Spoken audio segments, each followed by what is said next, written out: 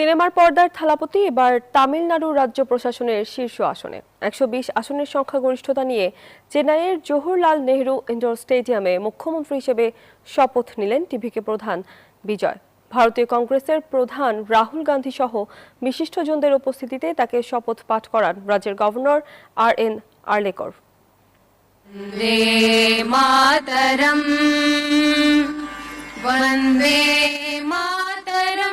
ভক্ত সমর্থকদের অংশগ্রহণে মুখর জওহরলাল নেহেরু ইনডোর স্টেডিয়াম। মাহেন্দ্রক্ষণে অংশ নিয়েছেন শীর্ষ নেতৃবৃন্দ।